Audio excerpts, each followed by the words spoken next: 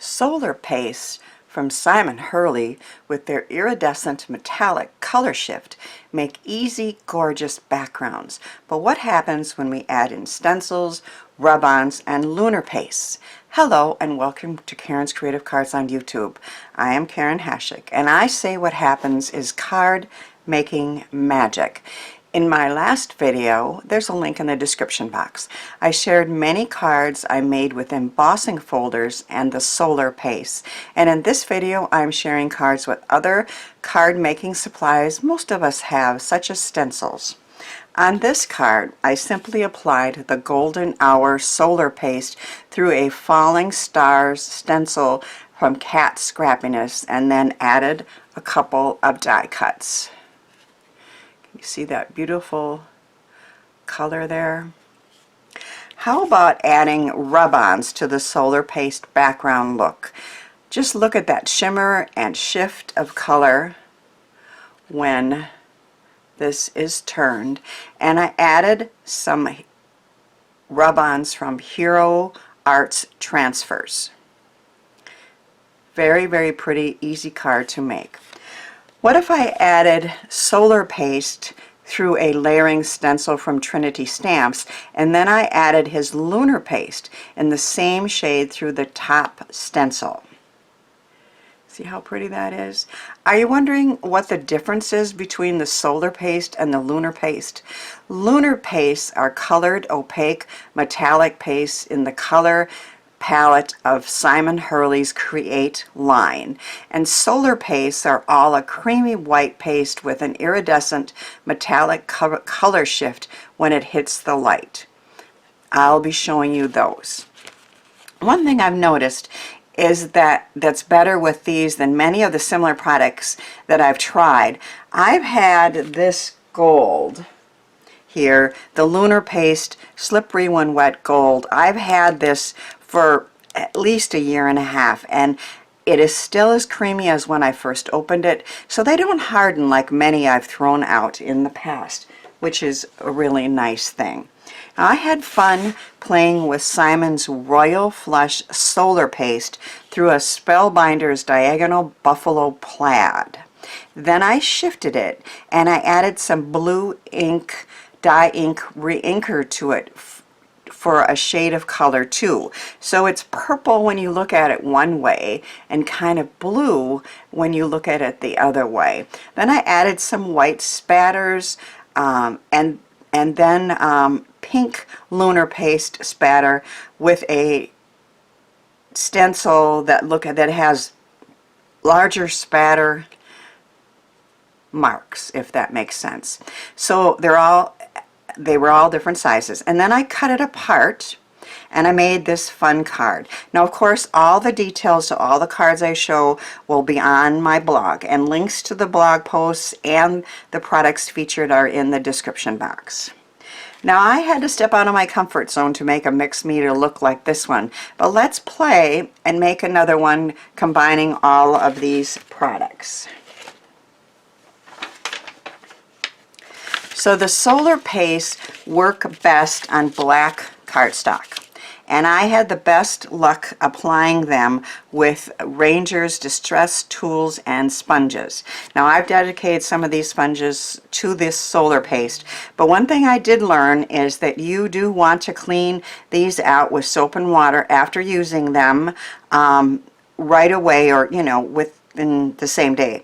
I let them sit just overnight and they did harden too much and I couldn't get it out then, so that's one thing that I did learn. So I'm going to create a pretty background to get started with the Golden Hour, which is gold, the Overheated, which is kind of an orange, bronzy orange, very, very pretty, and the Beluga, which is a blue.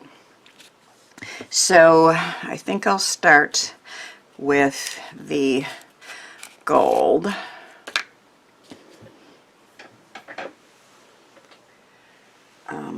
What I like to do is take a little bit and put it on a craft mat.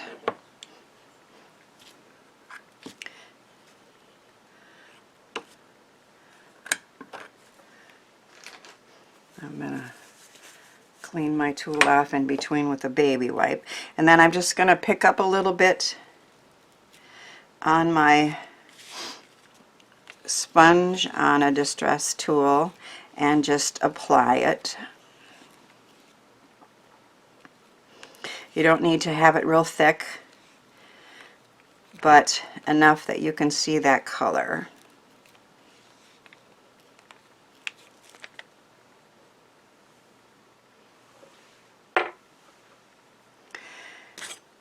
And we don't want to waste any of this.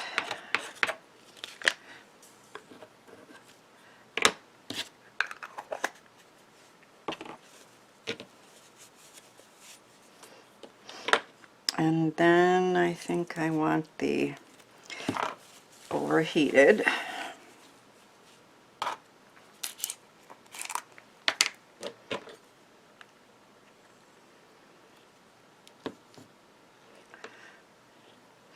And another sponge.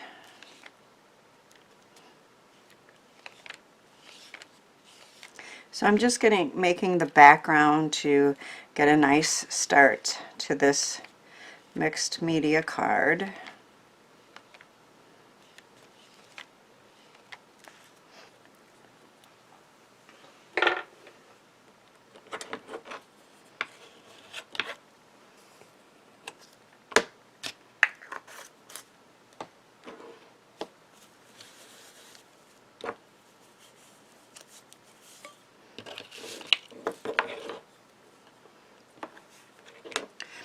And then we'll use the blue.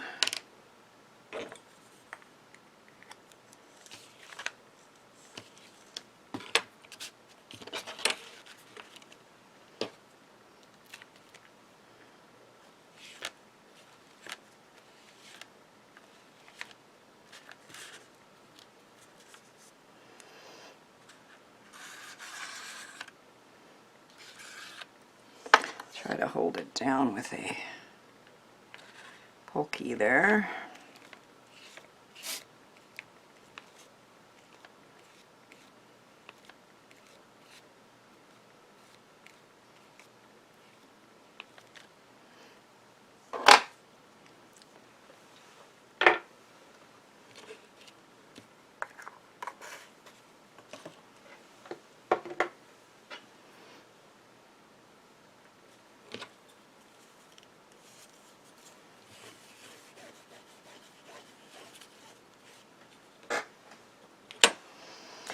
This doesn't take very long to dry, but it can be heat set, so I will quickly dry it with my heat gun.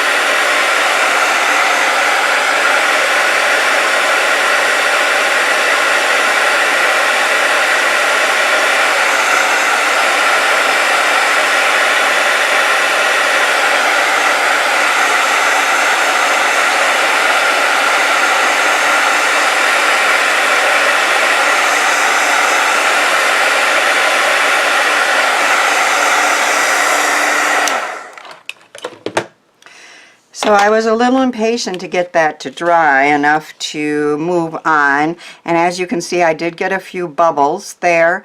I'm going to try to either cover those up or decide that I like the look. Typically I'll let it sit a little, but I didn't want any of this to be wet as I moved on. So we got a little bubbles, but we're going to be putting a lot of different things on here. So probably it won't matter. So next I was going to use some Hero Arts transfers, and I have this pretty colorful sheet here that I've cut some greens out of, and I have a text one from another set that I'm going to be adding, and just to get some transfers down on there, if I turn this and I put this one, all you do is just remove it from the backing and then press it down on the piece. And then I was going to use this pretty one.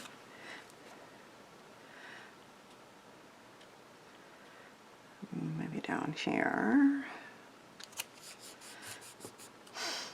And I have a couple of greens.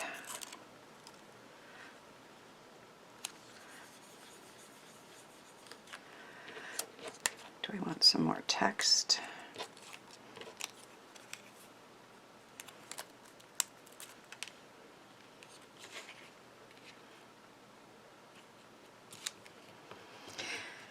I'm also going to be adding some stenciling, so I think that's good.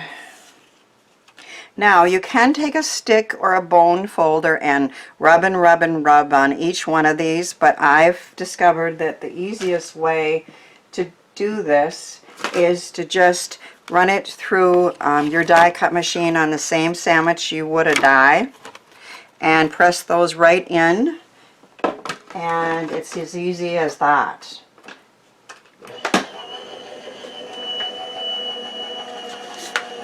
I'm going to be using some stencils next.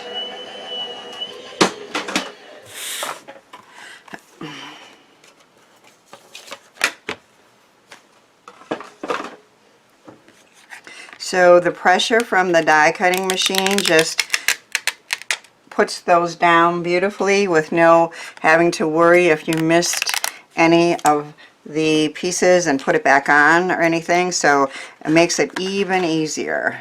And who doesn't like easier, right? So I have that pretty transfers on there, and now I am going to add some text with some more of the Lunar paste, solar paste. Lunar paste, right? Yeah, okay. Yeah, the Lunar paste, of course, is the one that is not, it's the same colors as his inks, and so I'm going to add some green Lunar paste. Green was for, okay, I have to remember this. Blue was for this one, and then green is going to be for a beautiful fern from a Colorful Life Designs in two different ways. So this one, I was going to use another distress tool, and so it will be thinner, and the other one I'm going to do it thicker. So let's put that on, and I think I will use some masking tape just to hold it down and make sure I don't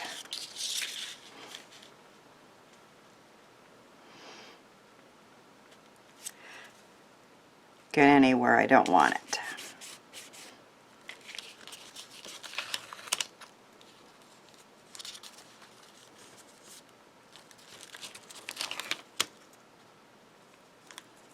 I guess I just need another piece.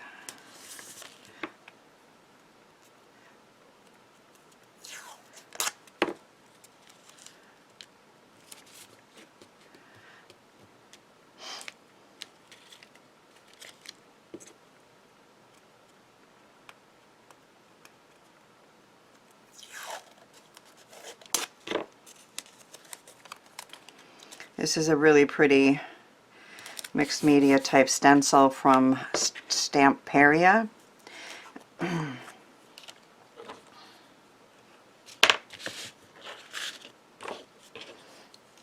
Once again, I'm just going to apply a little bit on my mat and add this through the stencil, just kind of in certain areas.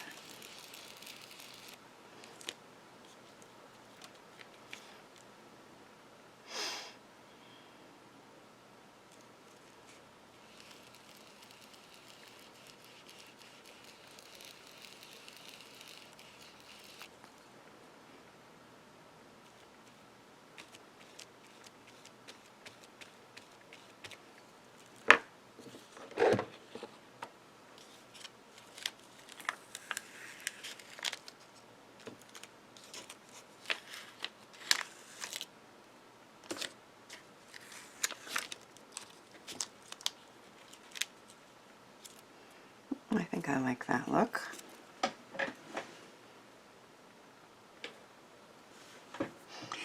And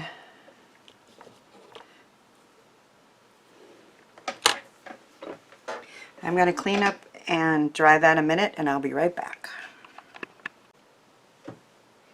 So that part is done, and now I'm going to add the Later Gator Lunar paste through a fern stencil from a Colorful Life Designs.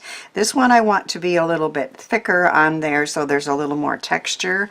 So as I showed, you can use the brushes, the sponges, or of course a stencil knife, and then apply it a little thicker or thinner depending on what you want. So I masked off the other ferns that are on the stencil.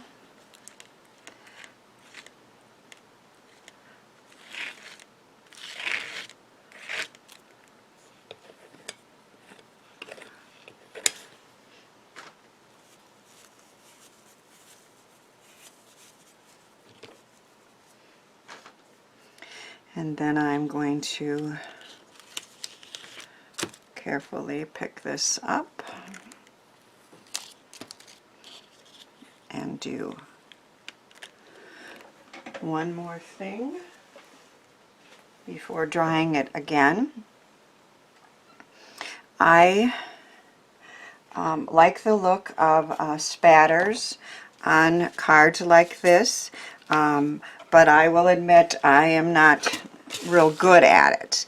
But what I found was the picket fence fan brush, which of course they took out some of the bristles and just fanned it out, and I'm having better success with this. And I have a spatter box here, and what I'm going to do is just take a little white acrylic paint and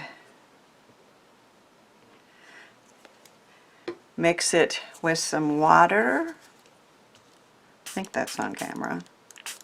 Don't have a lot of room here.